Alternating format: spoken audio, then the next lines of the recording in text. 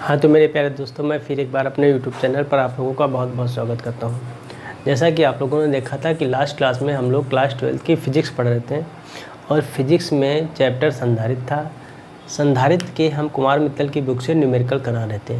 Numerical 36 तक हम लोगों ने सॉल्व कर लिए थे। आज हम 27 से कंटिन्यू करेंगे। सवाल नंबर 27 से क्या करेंगे, कंटिन्यू करेंगे। तो आप लोग अपनी नोट्स जिस पे आप लोग फेयर बनाते हैं वो निकाल लीजिए और मेरे साथ क्वेश्चन लिखना स्टार्ट कर दीजिए। ठीक है, आज का वीडियो बहुत ही इंपॉर्टेंट होने वाला है। मैं न्यूमेरिकल कंप्लीट न्यूमेरिकल कराऊंगा इस जो चैप्टर संधारित्र है इसके। ठीक है, तो आप लोग देखना ना भूलें। जैसा कि बोर्ड पे देख रहे हैं कि सवाल लिखा है 37 नंबर, ए व बी के बीच तुल्य धारिता ज्ञात कीजिए। ठीक है, ए व बी के बीच तुल्य धारिता ज्ञात कीजिए। पहला 3 माइक्रोफैरड का संधारित्र है, दूसरा 4 माइक्रोफैरड का संधारित्र है और तीसरा 5 माइक्रोफैरड का संधारित्र है। ठीक, ये कह रहे हैं ये पहले ये चेक करिए किस क्रम में लगे हैं, ये किस क्रम में लगे हैं। आपको देखो ये ए है, ये बी है, इन दोनों के बीच तुल्य धारिता क्या करनी है, निकालनी है।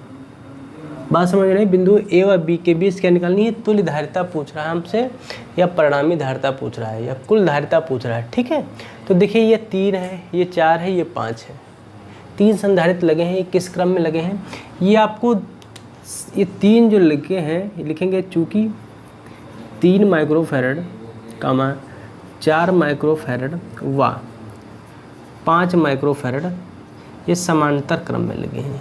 किस क्रम में लगे हैं, समांतर क्रम में। ठीक, समांतर क्रम जो कंडीशन होती है C = C1 + C2 + C3। ठीक है, तो C = पहला हमारे पास संधारित्र 3 है, दूसरा 4 है और तीसरा 5 है। तो C = 4 3 7 5 कितना हो गया, 12 माइक्रोफैरड की क्या होगी, तुल्य धारिता होगी जो ए व बी के बीच लगे संधारित्र हैं। क्लियर हुआ। ये क्वेश्चन नंबर 27 का सोल्यूशन है।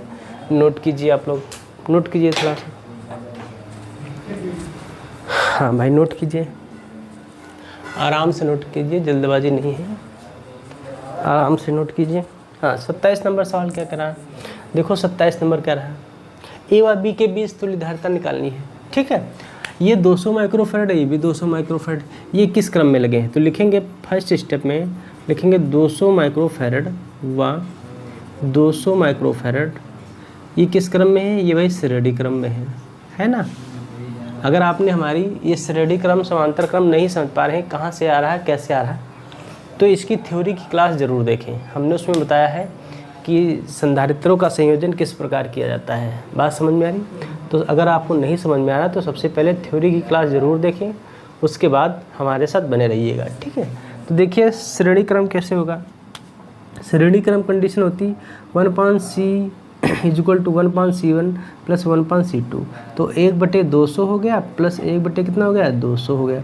ये 200 क्या हो गया, एलसीएम हो गया, ये 1 + 1 बराबर 2/ कितना हो गया, 200 हो गया। ठीक, ये 1/ कितना हो जाएगा, 100 हो जाएगा। ये क्या हो गया, 1/100 हो जाएगा।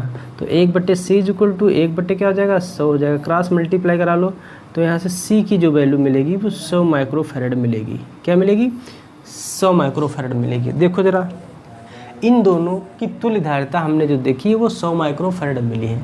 अच्छा, ये अब देखो डायग्राम कुछ चेंज हो जाएगा, डायग्राम ये ऐसे बनेगा। ठीक है, हम डायग्राम जैसे जैसे क्वेश्चन को सॉल्व करते जाते हैं वैसे डायग्राम भी चेंज होता जाता है। ठीक, ये क्या है, ये 100 माइक्रोफैरड।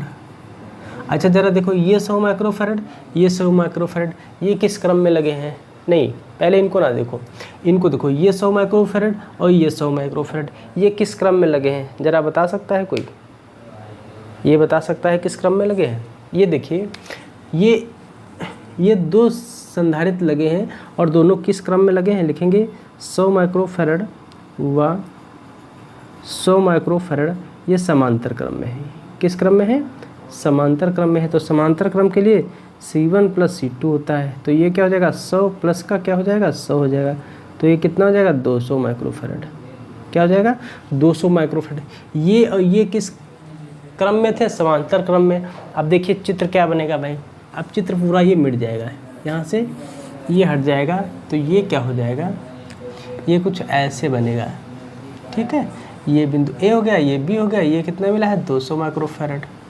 अच्छा, ये और ये किस क्रम में लगे हैं ज़रा ये बताइए। हमें अभी और आगे सवाल को हल करना है। तो ये और ये किस क्रम में लगे हैं? ए व बी के बीच तुल्य धारिता हमसे पूछ रहा है। क्या पूछ रहा है? ए व बी के बीच हमसे तुल्य धारिता पूछ रहा है। तो ए व बी के बीच अगर हम तुल्य धारिता निकालते हैं तो ये और ये दोनों किस क्रम में लगे हैं? तो इसको डायग्राम को हम ऐसे भी बना सकते हैं और ऐसे भी बना सकते हैं। कैसे? ये हमारे पास ए हो गया, ठीक है, ये हो गया 100 माइक्रोफैरड है ना, ये क्या हो जाएगा? ये हो जाएगा 200 माइक्रोफैरड, ये हो जाएगा बी। अब देखिए ये किस क्रम में लगे हैं? अब ये श्रेणी क्रम में हो जाएंगे। किस क्रम में हो जाएंगे? तो श्रेणी क्रम। निकाल दीजिए श्रेणी क्रम। 1/c = 1/200 हो गया, प्लस का 1/ कितना हो गया? 100 हो गया। एलसीएम कितना हो गया? 200 हो जाएगा। ये हो जाएगा 1, ये हो जाएगा 2, ये हो जाएगा 3/ कितना हो जाएगा? 200 हो जाएगा। तो 1/c = 3/ कितना हो जाएगा? 200 हो जाएगा। ठीक, क्रॉस मल्टीप्लाई करा दो तो 3c = 200 हो जाएगा। c = 200 बटे कितना हो जाएगा? 3 माइक्रोफैरड। ये क्या हो जाएगी? ए व बी के बीच तुल्य धारिता। ये क्या हो जाएगी? ए व बी के बीच तुल्य धारिता। तो जैसे जैसे हम सवाल को हल करते जाते हैं वैसे वैसे इसका जो डायग्राम होता है वो भी चेंज होता जाता है। ठीक है, नोट कीजिए सवाल नंबर 38 नंबर।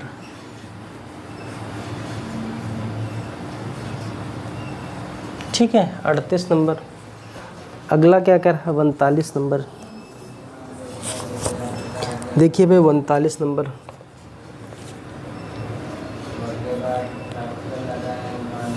ये है ए, ये है 1 माइक्रोफैरड,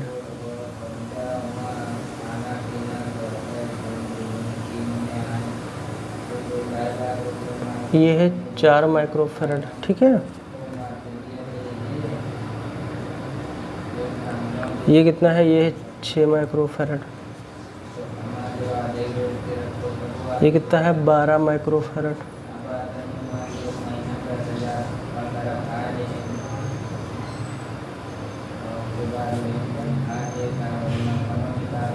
ये बी हो गया है।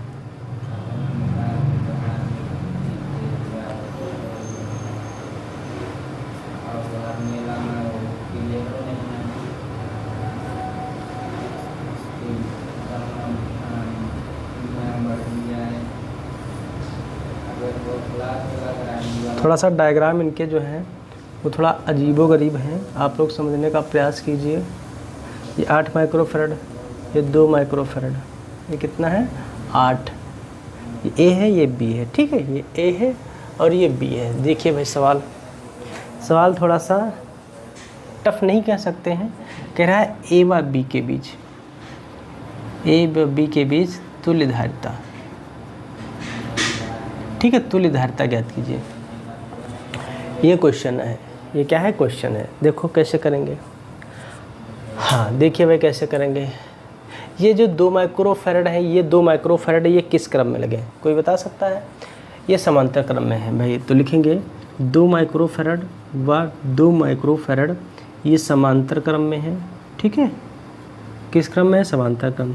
तो c = हम लिखेंगे 2 + का 2 = 4 माइक्रोफैरड। ठीक है, अब देखिए ये 4 माइक्रोफैरड हो गया। ठीक है, इसको हमने हल किया तो हमें मिला क्या? ये मिट जाएगा, यहाँ से सब मिट जाएगा। तो यहाँ से बचेगा क्या? ये सिर्फ 4 माइक्रोफैरड। ये क्या हो गया? 4 माइक्रोफैरड हो गया। ठीक है, अच्छा ये 6 माइक्रोफैरड, ये 12 माइक्रोफैरड, ये किस क्रम में है? ये श्रेणी क्रम में है। तो लिखेंगे सेकंड स्टेप में हम क्या करेंगे? लिखेंगे 6 माइक्रोफैरड व 12 माइक्रोफैरड, ये श्रेणी क्रम में है ना? श्रेणी क्रम। तो 1/c = 1/12 + 1/6, तो एलसीएम हो गया 12, ये हो गया 12 एकम 12, 6 दूनी 12, ये हो गया 3/12, 3 एकम 3, 4 12। तो यहाँ 1c 1/, ये हो गया 4, क्रॉस मल्टीप्लाई करा दो तो जो c की वैल्यू मिलेगी वो 4 माइक्रोफैरड मिलेगी। ठीक है, यहाँ से ये क्वेश्चन चेंज हो रहा है, ये हट जाएगा यहाँ से। तो ये क्या मिलेगा? ये कुछ ऐसे बनेगा। ठीक है, ऐसे ये हो गया 4 माइक्रोफैरड का। बात समझ में आ रही? बोलिए, बात समझ में आ रही? बोलो भाई, इतनी बात समझ गए कि नहीं समझ गए? यहाँ तक किसी को कोई दिक्कत? नहीं। अब ये 4 माइक्रोफैरड, ये 4 माइक्रोफैरड किस क्रम में लगे हैं? ये समांतर क्रम में लगे हैं। तो लिखिए 4 माइक्रोफैरड व 4 माइक्रोफैरड, ये भाई समांतर क्रम में है। ठीक है, समांतर क्रम में तो C = 4 + 4 कितना हो गया? 8 माइक्रोफैरड। ठीक है, ये क्या मिल गया? ये मिल गया। ठीक, अब देखो ये क्या हो जाएगा, ये ऐसे बनेगा। क्वेश्चन बदलता जाता है जैसे जैसे हम सॉल्व करते हैं। ये मिल गया हमें 8 माइक्रोफैरड। ठीक है, अच्छा ये 8 माइक्रोफैरड 4 माइक्रोफैरड ये किस क्रम में लगे हैं? ये लगे हैं भाई श्रेणी क्रम में। सॉरी, हाँ बात समझ में आ रही? ये 8 माइक्रोफैरड, ये 4 माइक्रोफैरड किस क्रम में आ गए? श्रेणी क्रम में लिखेंगे। तो लिखेंगे क्या लिखेंगे? 4 माइक्रोफैरड व 8 माइक्रोफैरड, ये किस में है भाई? श्रेणी क्रम में है। ठीक है, तो 1/C = 1/4 + 1/8। ठीक, तो ये गया 8 एलसीएम हो गया, ये 4 दूनी +1 हो गया, ये 3/8 हो गया। अगर यहाँ से 1/C = 3/8 देखें, क्रॉस मल्टीप्लाई करा लो, तो यहाँ से C = 8/3 माइक्रोफैरड का क्या मिलेगा? ये संधारित्र मिलेगा। अब देखिए ये भी चेंज हो जाएगा। ये कैसे बनेगा? ये ऐसे बनेगा। हर स्टेप ज़रूरी है चेंज करना। ये हो गया 8/3 माइक्रोफैरड। ठीक है, अभी 1 माइक्रोफैरड, ये 1 माइक्रोफैरड किस क्रम में लगे हैं? ये भी श्रेणी क्रम में लगे हैं। तो लिखेंगे 1 माइक्रोफैरड व 8 माइक्रोफैरड, ये श्रेणी क्रम में है ना? किस क्रम में है? श्रेणी क्रम में। तो 1/C = 1/1 हो गया + 1/8 हो गया, ये 1 + 8 हो गया है ना, बटे कितना हो गया? 8 हो गया। तो ये कितना है? 9/8 हो गया है ना। तो यहाँ से 1/C = 9/8 हो गया, इसलिए C = क्या हो जाएगा? 8/9 हो जाएगा। बात समझ में आ रही है? C = क्या हो जाएगा? 8/9 माइक्रोफैरड। ठीक है, अब ये 8/9 माइक्रोफैरड और ये 3/8 माइक्रोफैरड क्या है? कुछ गड़बड़ हो गया? हाँ, 8/3 माइक्रोफैरड और 8/9 माइक्रोफैरड, ये किस क्रम में होंगे? ये श्रेणी क्रम में होंगे भाई। ये किस क्रम में होंगे? श्रेणी क्रम में। तो लिखेंगे फिर से 8/9 माइक्रोफैरड व 8/3 माइक्रोफैरड, ये भाई श्रेणी क्रम में होंगे। ठीक है, श्रेणी क्रम में। तो 1/C = ये क्या हो जाएगा? 1/8/9 प्लस का 1/8/3। ठीक, तो ये क्या हो जाएगा? 9/8 हो जाएगा प्लस का 3/8 हो जाएगा। ये एलसीएम हो जाएगा 8। एलसीएम क्या हो जाएगा? 8। थोड़ी गलत हो गया। क्या हो गया? थोड़ा सा गलती हो गई। हमें जो दे रखे हैं वो 8 माइक्रो, उल्टा हमने लिख दिया। थोड़ा सा यहाँ से मिटा देते हैं, फिर से लिखते हैं। हाँ, पहला जो दे रखा है वो 8 माइक्रोफैरड, तो 8/9 हो गया, दूसरा 8/3 हो गया। एलसीएम कितना हो गया? 9 हो गया। तो ये हो गया 8 + 3 8 24 हो गया। ठीक है, तो यहाँ से जो 1/C की वैल्यू मिलेगी, सही है ना? 3 8 24, ये कितना हो गया? 30 6 36, 36/9 9 चौक 36 है ना। तो यहाँ से C की जो वैल्यू मिलेगी 1/C = 4 हो गया। ये तो C की वैल्यू 1/4 शायद देख लीजिए, 1/4 माइक्रोफैरड है ना, 1/4 माइक्रोफैरड। ओ सॉरी, 8 नहीं 24 होता, 28 नहीं होता। कितना होता? 24 होगा भाई। यहाँ पे क्या हो गया? 24 हो गया। ठीक है, तो यहाँ से मिलेगी हमें क्या है? 24 और 36 2 32, 32 बटे कितना मिलेगा? 9। तो C की जो वैल्यू मिलेगी हमें, C की जो वैल्यू मिलेगी वो 9/32 मिलनी चाहिए, है ना? क्या है?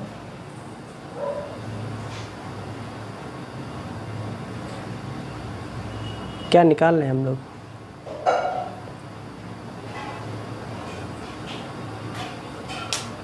समांतर क्रम निकालना चाहिए ना। वो गलत हो गया ये भाई, ये थोड़ा सा मिस्टेक हो गई, आप लोग माफ़ कीजिएगा। ये थोड़ा सा डायग्राम देख लेते हैं बना के, कैसे किस क्रम में होंगे। हाँ, तो ये हो गया ये। अच्छा, ये किस क्रम में हो जाएगा? ये समांतर क्रम में हो जाएंगे भाई, श्रेणी क्रम में नहीं हो जाएंगे। क्या हो जाएंगे? समांतर क्रम। ठीक है, समांतर क्रम। तो समांतर क्रम ये हो गया 8/9 हो गया, प्लस का 8/3 हो गया। ठीक है, एलसीएम हो गया 9 हो गया, ये हो गया 8, ये हो गया 24। ठीक है, तो 36 और 2 32 बट्टे कितना हो जाएगा? 9 माइक्रोफैराड। ये है इसका आंसर। ठीक है, सवाल नंबर 39 नोट कीजिए। सवाल नंबर 39। हाँ, सवाल नंबर 39।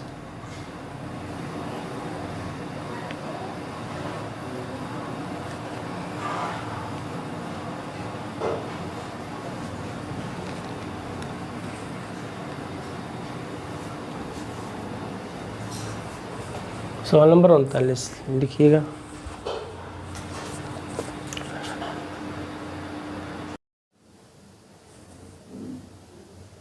हाँ, हो गया। सवाल नंबर 39। सवाल नंबर 39। सवाल नंबर 40। सवाल नंबर 40 देखिए क्या लिखा है। कह रहा दिए गए परिपथ में बिंदुओं ए व बी के बीच तुल्य धारिता ज्ञात कीजिए।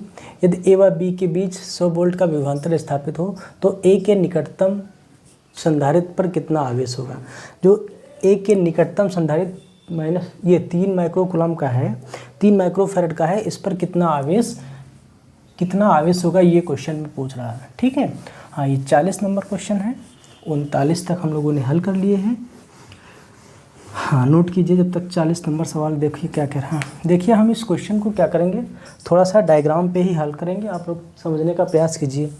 देखिए एक 3 माइक्रोफैरड, 3 माइक्रोफैरड, 3 माइक्रोफैरड, ये किस क्रम में लगे हैं? श्रेणी क्रम में। इनको जब हम हल करेंगे, हम बता रहे हैं हल करके। देखिए श्रेणी क्रम condition 1/c equal to 1/c1 plus 1/c2 plus 1/c3। ठीक है, तो देखिए हमें मिलेगा क्या यहाँ से, तो 1/c हो जाएगा, ये हो जाएगा 1/3 हो जाएगा, प्लस 1/3 हो जाएगा, प्लस 1/3 हो जाएगा, ये हो जाएगा 3 एलसीएम हो जाएगा 1 प्लस 1 प्लस 1 कितना 3/3 हो जाएगा। यहाँ से क्या मिलेगा? 1। जो सी की वैल्यू मिली वो 1 माइक्रोफैरड मिली। क्या मिली? सी की वैल्यू जो हमें मिली 1 माइक्रोफैरड। अब डायग्राम कैसे चेंज होगा? थोड़ा सा डायग्राम बदलेगा। देखिए कैसे बनेगा, ये डायग्राम ऐसे बनेगा। हम बना रहे हैं यहाँ पे, ये हो गया ए। ठीक है, ये हो गया 3 माइक्रोफैरड। ठीक है, हाँ,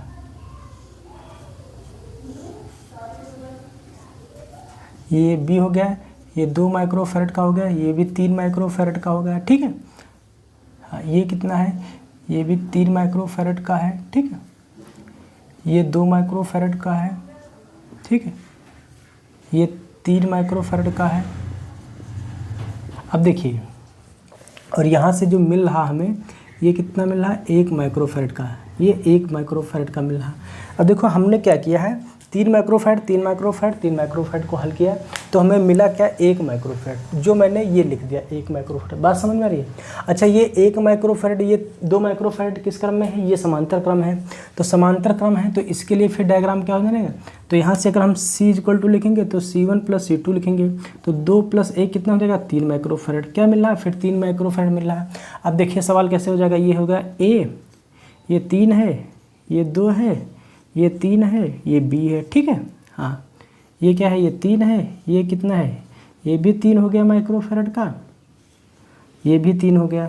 बात समझ रहे हैं? ये 3 माइक्रोफैरड का है, ये भी 3 माइक्रोफैरड का है, ये 2 माइक्रोफैरड का है, ये भी 3 माइक्रोफैरड का है, ये भी 3 माइक्रोफैरड का है। ठीक है, अब देखिए ये हमें मिला 1 और 2 किस क्रम में हो जाएंगे? 1 और 2 समांतर क्रम में हो जाएंगे, तो क्या मिलेगा? 3 माइक्रोफैरड। अब देखिए ये 3 और ये 3 फिर श्रेणी क्रम में हो जाएंगे, फिर हमें क्या मिलेगा? फिर 1 माइक्रोफैरड मिलेगा। तो चित्र हमारा फिर बदलेगा, एक ये हो गया है, फिर ये क्या हो जाएगा? ये भी 3 माइक्रोफैरड हो जाएगा, ये तो 3 माइक्रोफैरड है ही, ये भी 3 माइक्रोफैरड का है, ये हो गया बी हो गया। बात समझ में? ये 3 माइक्रोफैरड। अब ये 3 माइक्रोफैरड ये फिर श्रेणी क्रम में हो जाएंगे।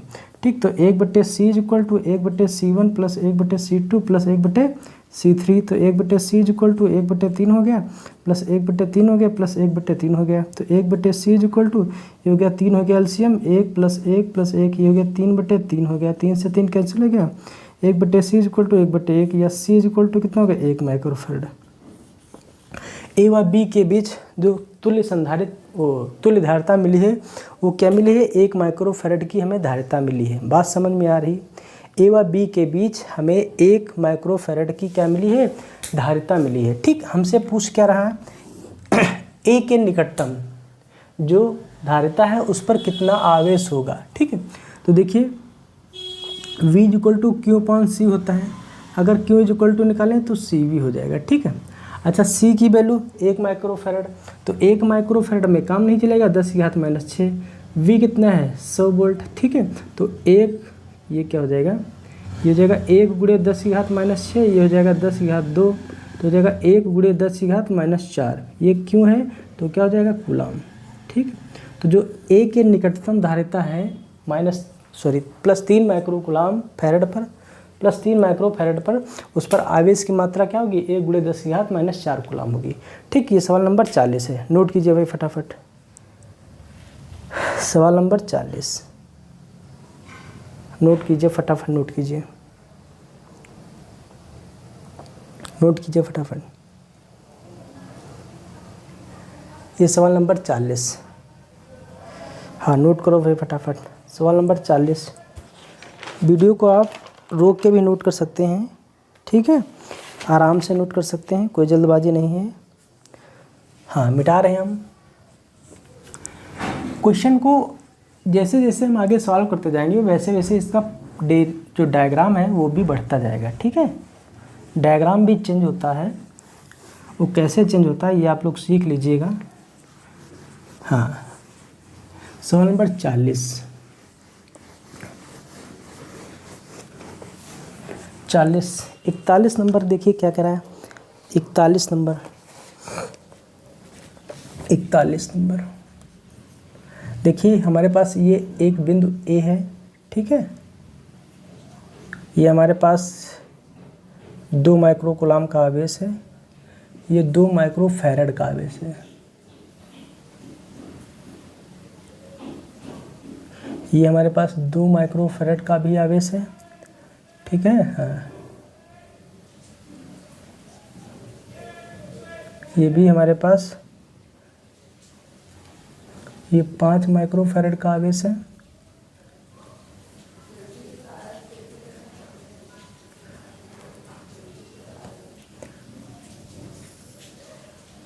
ठीक है, ये कितना है, ये 6 माइक्रोफैरड का आवेश है। कितना है, 6 माइक्रोफैरड का आवेश है। और यहाँ पे भी एक लगा है, ये भी हमारे पास 6 माइक्रो एम्पियर, क्या है, माइक्रोफैरड ही है। हाँ, ये भी माइक्रोफैरड का ही है। ये बिंदु B है। ठीक है, हाँ, ये क्वेश्चन कह रहा है, बात समझ में आ रही। ये 2 माइक्रोफैरड है, ये भी 2 है, ये 6 है, ये 6 है। ठीक है, हाँ, देखिए इसको थोड़ा सा हम अगर बनाना चाहें, अगर इसका रूप बदलना चाहें, इस फॉर्मेशन का, ये जो मैंने डायग्राम बनाया है, हमें कह रहा A व B के बीच तुल्य धारिता ज्ञात कीजिए। ठीक, ये क्वेश्चन कह रहा है। देखो इसको थोड़ा अगर हम बदलना चाहें तो क्या बदल सकते हैं, ये हमारे पास बिंदु A हो गया। ठीक है, देखिए इसको अगर हम दे देते हैं कितना, ये हमारे पास अगर हम 2 माइक्रोफैरड इसको लिख दें, इसको भी 2 माइक्रोफैरड लिख दें। ठीक है, ये जो बीच में है इसको हम 5 माइक्रोफैरड लिख दें। क्या लिख दें, ये 5 माइक्रोफैरड का हो गया। हाँ, ये क्या हो जाएगा, ये 6 माइक्रोफैरड का हो गया, ये भी 6 माइक्रोफैरड का हो गया। ठीक है, ये क्या हो जाएगा, B हो जाएगा। ठीक, अब कह रहा है इस डायग्राम को इस फॉर्म में देखिए, ज़्यादा समझ में आएगा। इस डायग्राम के 2 रूप हो सकते हैं, एक तो ये है आपको जो बुक में लिखा है, इसको हम इस फॉर्म में भी लिख सकते हैं। अच्छा, जो अगला क्वेश्चन हमारे पास है चालन कंडक्शन, उसमें उस चैप्टर से ये क्वेश्चन लिया गया है, क्वेश्चन नंबर 41। इसमें ये पहले आप देखिए, बीट स्टोन सूत्र से संबंधित क्वेश्चन है। ये कह रहा क्या ये बीट स्टोन सूत्र के नियम का पालन करता है।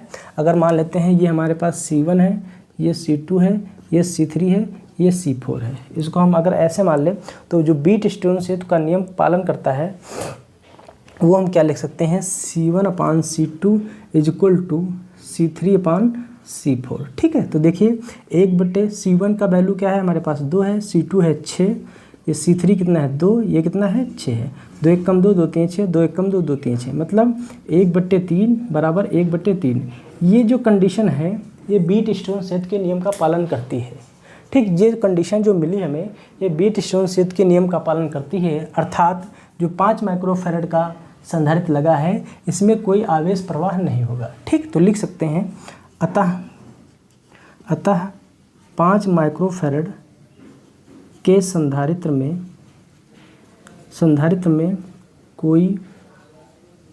कोई आवेश प्रवाह नहीं होगा, कोई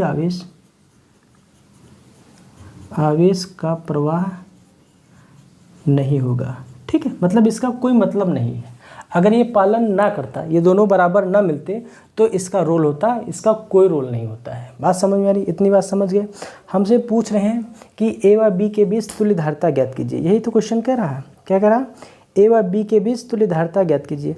अच्छा देखो, ये 2 माइक्रोफैरड, ये 2 माइक्रोफैरड, ये किस क्रम में लगे हैं? ये किस क्रम में लगे हैं? अब इसका जैसे इसका कोई काम नहीं तो इसको हम क्या करते हैं, हटा दे भाई, इसमें धारा प्रवाह नहीं हो रही तो इसका कोई मतलब नहीं। ठीक है, इसका कोई मतलब नहीं, तो डायग्राम का रूप ऐसे बन जाएगा। डायग्राम का रूप चेंज हो गया है। ठीक है भाई, पहले 5 माइक्रोफैरड का लगा था संधारित्र, अब हमने क्या किया, हटा दिया। क्यों हटा दिया? क्योंकि इसमें धारा का प्रवाह नहीं होगा, आवेश का प्रवाह नहीं होगा, इसलिए इसका कोई यूज नहीं है। ठीक, अब ये 2 माइक्रोफैरड, ये 6 माइक्रोफैरड किस क्रम में लगे हैं? श्रेणी क्रम में। तो लिखेंगे क्या? लिखेंगे चूँकि 2 माइक्रोफैरड व 6 माइक्रोफैरड श्रेणी क्रम में है। किस क्रम में है?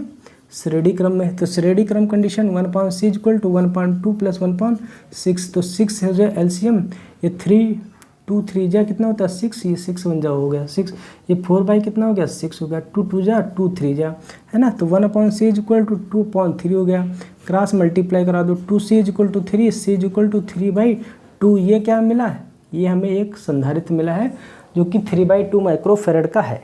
ठीक है, या इसको ये भी लिख सकते हैं 1.5 माइक्रोफैरड। ठीक, ये भी इसको लिख सकते हैं। बात समझ में आ रही? इसको ये भी लिख सकते हैं। ठीक है, बात समझ में आ रही? अच्छा, जो हमें ये मिला है वही हमें ये भी मिलेगा। ठीक, जो हमें ये मिला है वो हमें ये मिलेगा, तो दूसरा भी हमारे पास क्या हो जाएगा? तो दूसरा भी यही हो जाएगा 1.5 माइक्रोफैरड का। ठीक है, तो लिखेंगे 1.5 माइक्रोफैरड व 1.5 माइक्रोफैरड, ये किस क्रम में हो जाएंगे? फिर समांतर क्रम में हो जाएंगे। किस क्रम में हो जाएंगे? समांतर क्रम में हो जाएंगे। ठीक है, तो समांतर क्रम c = 1.5 + 1.5 मतलब आधा, 1.5 कितना हो गया 3 माइक्रोफैरड की क्या होगी? धारिता होगी। 3 माइक्रो ए व बी के बीच जो तुल्य धारिता होगी वो कितनी होगी? 3 माइक्रोफैरड की होगी। ये सवाल नंबर 41।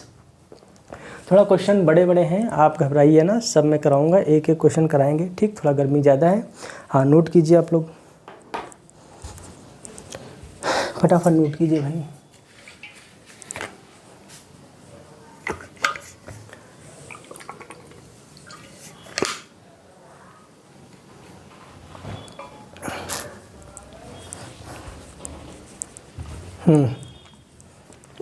सवाल नंबर 41, सवाल नंबर 41। ठीक है, सब डायग्राम पे ही आधारित है सवाल, कोई दिक्कत नहीं है, लेकिन समझ में आना चाहिए। डायग्राम पे हो कोई दिक्कत नहीं। सवाल नंबर 41 हो गया। सवाल नंबर 42 देखो क्या कह रहा है, क्या कह रहा है सवाल नंबर 42। ये देखिए हमारे पास क्या है, ये ए है,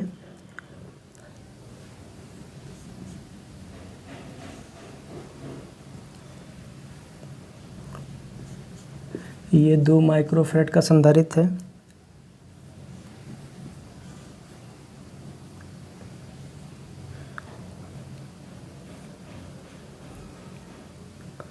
ये हमारे पास बी है। ठीक है, ये भी 2 माइक्रोफैरड का संधारित्र है, ये भी 2 माइक्रोफैरड का संधारित्र है, ये भी 2 माइक्रोफैरड का संधारित्र है, ये भी 2 माइक्रोफैरड का संधारित्र है। क्वेश्चन कह रहा है ए व बी के बीच तुल्य धारिता। ठीक है, ए व बी के बीच तुल्य धारिता ज्ञात कीजिए। देखिए, अच्छा इसको अगर देखें कि ये बीट स्टोन सेट का पालन करता है या नहीं करता है, तो देखिए ये हो जाए C1, ये C2, ये C3, ये C4, ठीक। क्योंकि व्हीटस्टोन सेट में 4 बल्ब लगे होते हैं, उन चारों को हम क्या करते हैं, चेक करते हैं। 4 संधारित्र लगे होते हैं।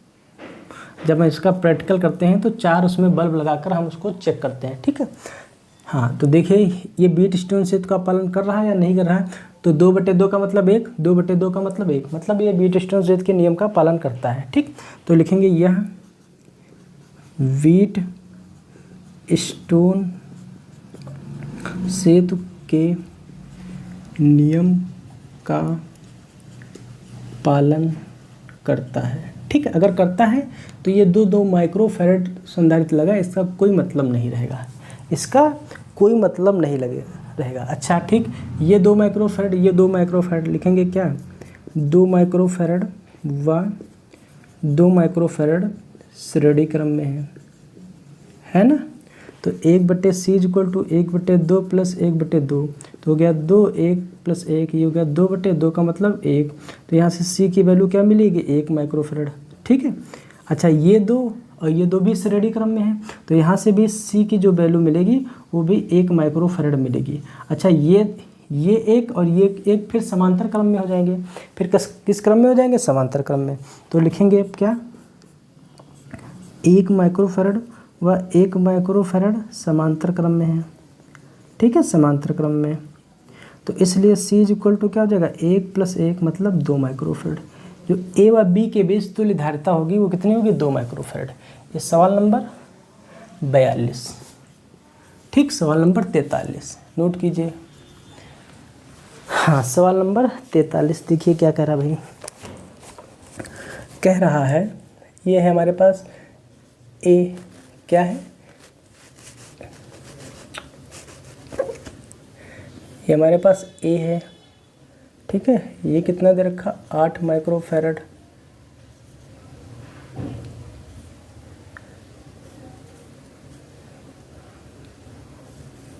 ये कितना दे रखा है, 6 माइक्रोफैरड।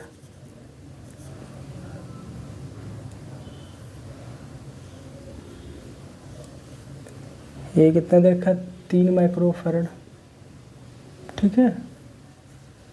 ये 2 माइक्रोफैरड, 4 माइक्रोफैरड,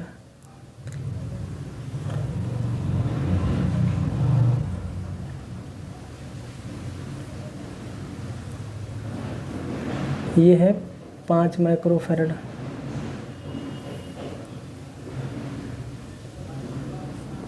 ये है बिंदु B, ठीक है। हाँ भाई, देखो क्वेश्चन कैसे दे रखा है।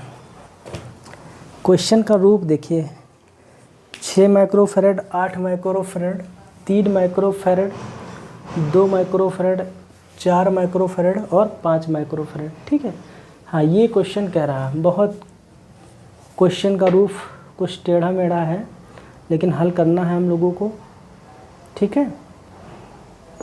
अच्छा, ठीक है, नोट कीजिए सवाल।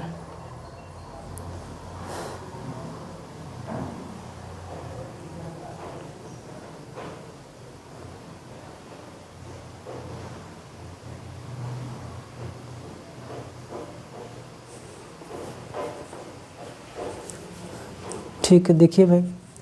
अच्छा, देखिए ये 6 माइक्रोफैरड, ये 3 माइक्रोफैरड, ये 2 माइक्रोफैरड, ये किस क्रम में लगे हैं। तो लिखेंगे हम यहाँ पे 6 माइक्रोफैरड, 3 माइक्रोफैरड व 2 माइक्रोफैरड, ये समांतर क्रम में है। किस क्रम में है, समांतर क्रम में है। तो C = 6 + 3 + 2, तो 6 3 9 2 11, ये माइक्रोफैरड 11 आया C की वैल्यू, ठीक है। अच्छा, ये 4 माइक्रोफैरड और ये 5 माइक्रोफैरड, ये किस क्रम में लगे हैं, ये भी समांतर क्रम में हो जाएंगे। जब हम इसको ऐसे मिला देंगे तो ये भी किस क्रम में हो जाएंगे, ये समांतर क्रम में हो जाएंगे। बात समझ में आ रही है। तो लिखेंगे क्या, लिखेंगे 5 माइक्रोफैरड व 4 माइक्रोफैरड, ये किस क्रम में हो जाएंगे, समांतर क्रम में हो जाएंगे, ठीक है, समांतर क्रम में। उसकी कंडीशन क्या होती है, C = C1 + C2, 5 + 4 = 9 माइक्रोफैरड। अच्छा, देखिए 9 माइक्रोफैरड का हमें ये मिला। अब 8 माइक्रोफैरड, ठीक है, फिर 11 माइक्रोफैरड और 9 माइक्रोफैरड, ये किस क्रम में हो जाएंगे, एक श्रेणी क्रम में हो जाएंगे। तो क्या लिखेंगे, 8 माइक्रोफेरेड, ये थर्ड स्टेप है। 8 माइक्रोफेरेड का मान 9 माइक्रोफेरेड व 11 माइक्रोफेरेड, ये किस क्रम में हो जाएंगे? श्रेणी क्रम में। ठीक है, डायग्राम को थोड़ा फील करते रहिए। तो ये 1/c हो जाएगा, 1/8 हो जाएगा, प्लस 1/9 हो जाएगा, प्लस 1/11 हो जाएगा। एलसीएम 9 11 8 का कितना हो जाएगा भाई? 9 11 8 का एलसीएम कितना हो जाएगा? ये हो जाएगा 792। थोड़ा सा आप एलसीएम ले लीजिएगा, इसको मैं देख के बता रहा हूँ। ये जगह 99, ठीक है, प्लस का 72 हो जाएगा, प्लस का 88 हो जाएगा। ठीक है, कितना हो जाएगा? 88। ये मिलेगा 259। ठीक है, ये 792 हो जाएगा। तो यहाँ से 1/c इक्वल टू कितना होगा? 259/792। क्रॉस मल्टीप्लाई करा लो तो c 259 c इक्वल टू 792। तो c इक्वल टू 792/259। ये क्या हो जाएगा? माइक्रोफेरेड में ही होगा। ये हो जाएगा ए व बी के बीच तुल्य धारिता। ठीक, सवाल नंबर कितना? 43। नोट करते रहिए भाई। सवाल नंबर 43। सवाल नंबर 43।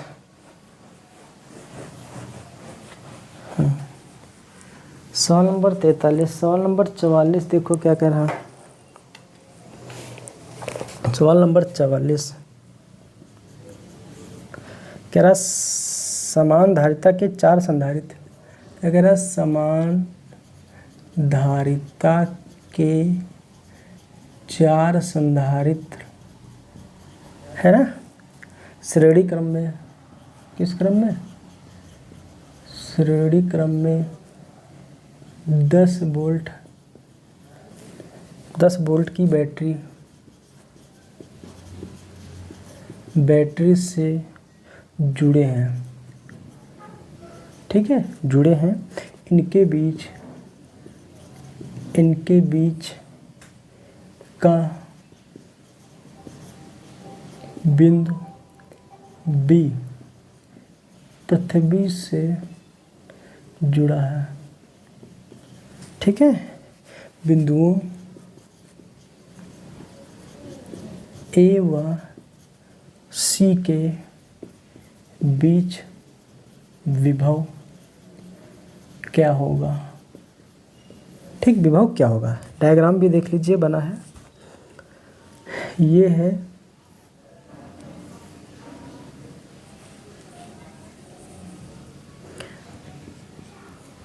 डायग्राम, कुछ ऐसा बना है भाई, हम बना रहे हैं, आप लोग भी देखिएगा।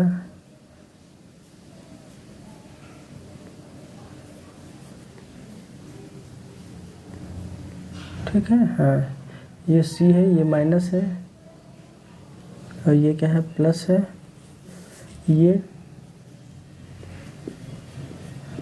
ये 10 वोल्ट की बैटरी है, और ये क्या है? जो B है बिंदु, ये B बिंदु जो है पृथ्वी से क्या है? जुड़ा है। ठीक है, ये पृथ्वी है। डायग्राम कुछ ऐसा है। ये बिंदु हमारे पास A है। हाँ, बनाइए भाई, थोड़ा सा आप लोग भी बनाइए।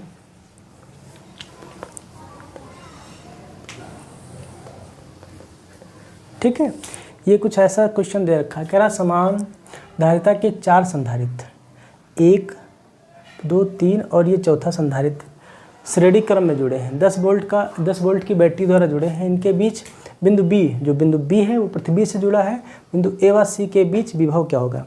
क्या कह रहा है? बिंदु A व C के बीच विभव क्या होगा? अच्छा देखिए, लिखा है चूंकि जो बिंदु B है वो क्या है? पृथ्वी से जुड़ा है। पृथ्वी से जुड़ा है। ठीक है, जुड़ा है। ठीक, इसलिए क्या लिखेंगे?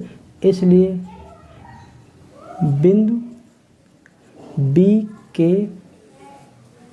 B के दोनों ओर क्या लिखेंगे? बिंदु B के दोनों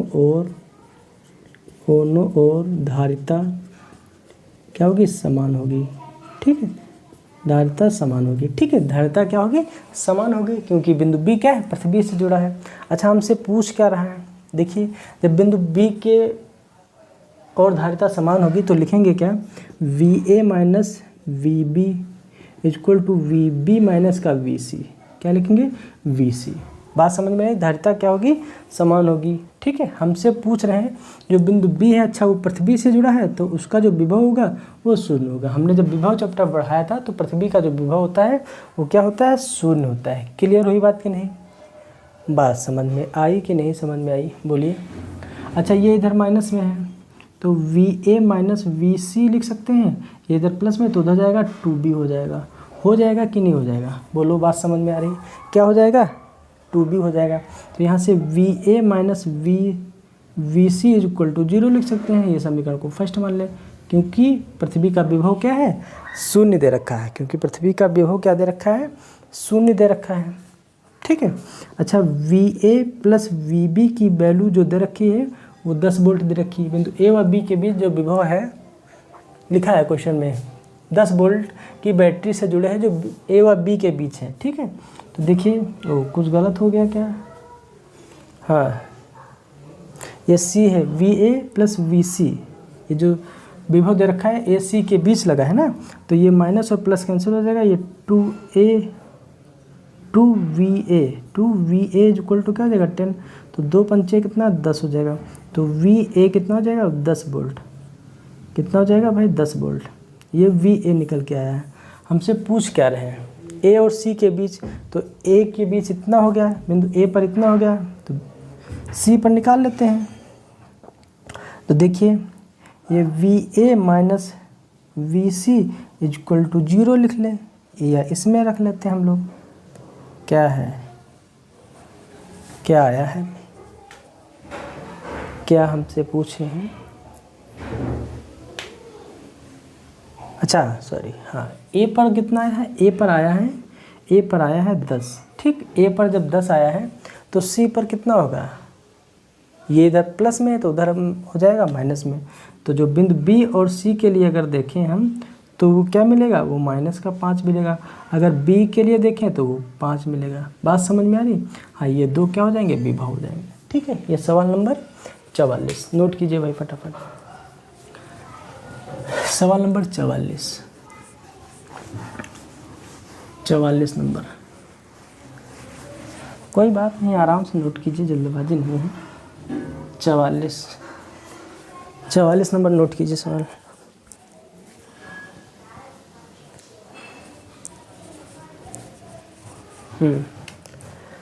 सवाल नंबर 44 हो गया भाई।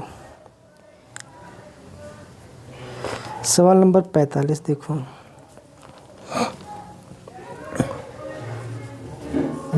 कह रहा संलग्न परिपथ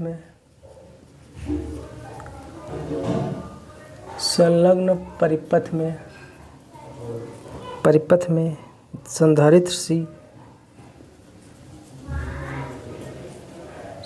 C की प्लेटों पर आवेश की गणना कीजिए। ठीक है, हाँ चित्र भी दे रखा है, चित्र बड़ा भाई अजीबोगरीब है इसका, देखिए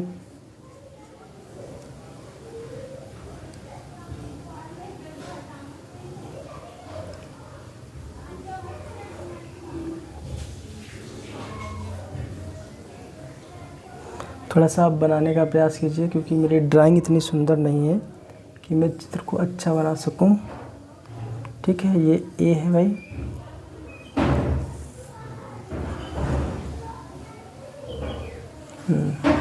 ये बिंदु B है, ये है R1, ये है R2 प्रतिरोध, ये स्मॉल r प्रतिरोध है। ठीक है, हाँ थोड़ा सा ड्राइंग हमारी इतनी सुंदर नहीं है। ये धारा का प्रवाह का मार्ग है।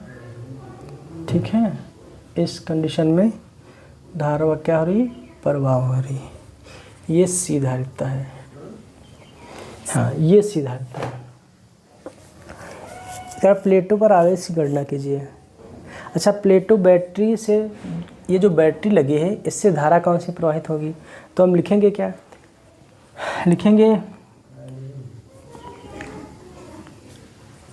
लिखेंगे चूंकि बैटरी से दिष्ट धारा, दिष्ट धारा मतलब डीसी करंट, दिष्ट धारा प्रवाहित होगी। पहले तो ये बात समझिए, बैटरी से कौन सी धारा प्रवाहित होगी? दिष्ट धारा प्रवाहित होगी, ठीक है। अच्छा, दिष्ट धारा प्रवाहित होगी, इसका मतलब जो प्रतिरोध है वो कहाँ पर होगा? अनंत पर होगा। जो संधारित्र का प्रतिरोध होगा वो क्या होगा? अनंत होगा। तो लिखेंगे अर्थात, क्या लिखेंगे? अर्थात संधारित्र का प्रतिरोध अनंत होगा। क्या होगा? अनंत होगा, ठीक है। क्या होगा? अनंत होगा। बात समझ में आ रही? ठीक। इसका मतलब ये है जो R1 प्रतिरोध लगा है इसमें से कोई धारा प्रवाहित नहीं होगा, ठीक है। इसलिए R1 प्रतिरोध से कोई धारा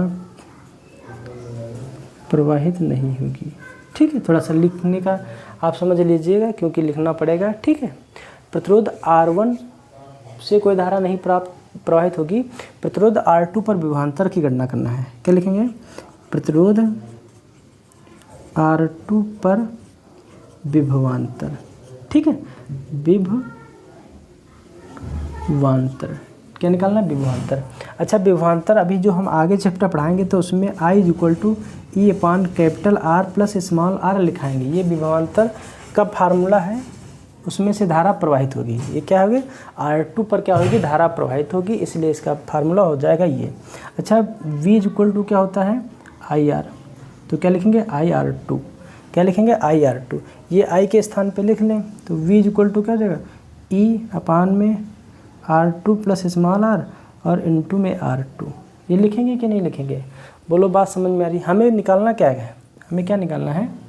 हमें निकालना है प्लेटो, क्या लिखा है? संधारित्र C की प्लेटो पर आवेश, संधारित्र C पर प्लेटो पर आवेश।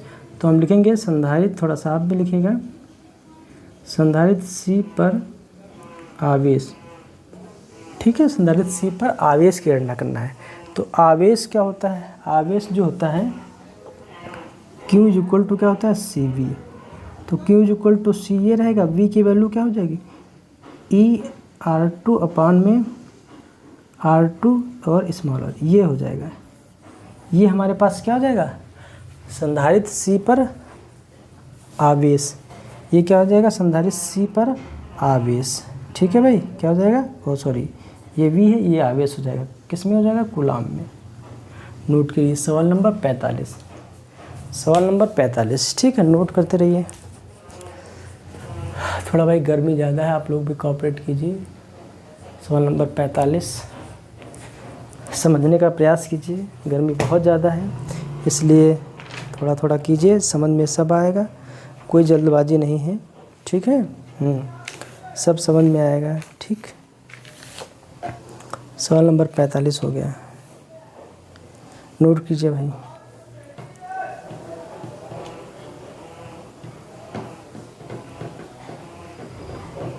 ठीक, तो आज तक हम अपने वीडियो को, अपनी क्लास को यहीं तक बंद करते हैं।